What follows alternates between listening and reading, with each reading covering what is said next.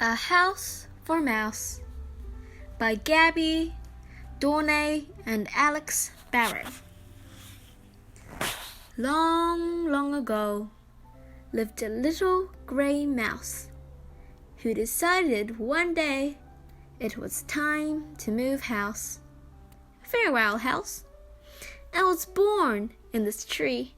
Now it's time to explore all the nooks and the crannies from forest to shore. With a flick of his whiskers and twinkling eyes, he packed up his stuff and he said his goodbyes. Over the mountains and meadows, by road and on track, went the little gray mouse with his bag on his back. When he stopped for a rest and a nibble of nut, he at once saw a house very much like a hut. It's cozy and warm, thought Mouse. I can see that house made of straw is a great place to be.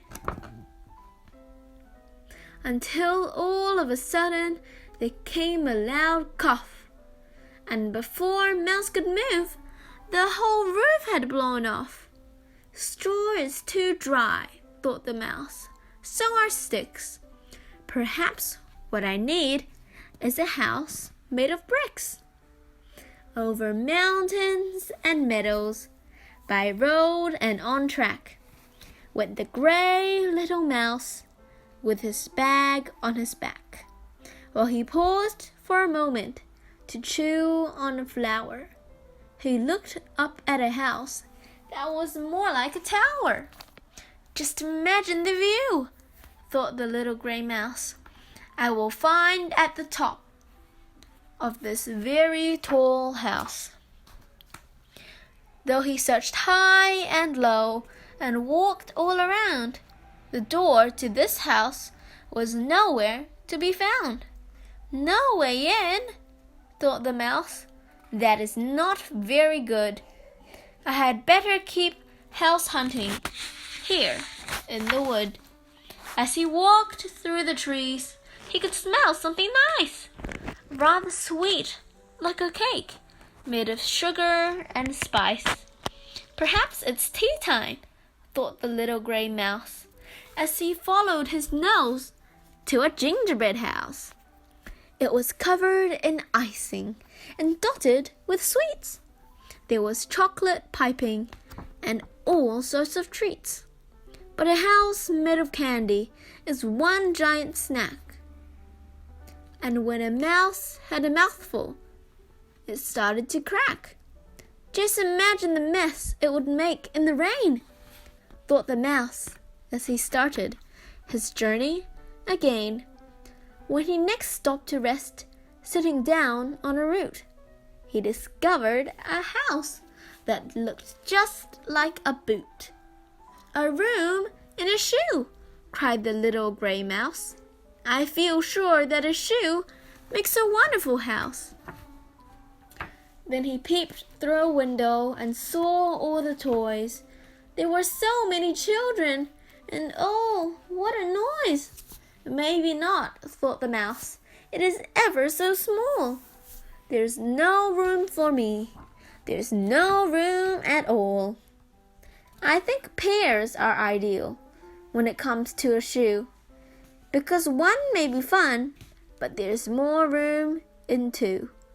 No, I don't want a cake or a house made of straw, and I'd rather not live in a tower with no door. Not a single house. Right, this is no good at all, said the mouse. Then he paused as he'd come to a wall of a castle.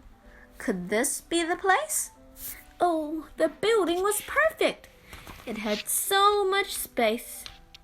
What with ballrooms and turrets, a bedroom or 10. This is it, cried the mouse. I'm not moving again. Then he ran here and there and all over the house. I know something's missing, said the gray little mouse. For the castle was silent as stone, and the little gray mouse felt so very alone. Then all of a sudden, a knock at the door sent a boom through the castle, from ceiling to floor. With a flick of his whiskers and twinkling eyes, the mouse ran to the door.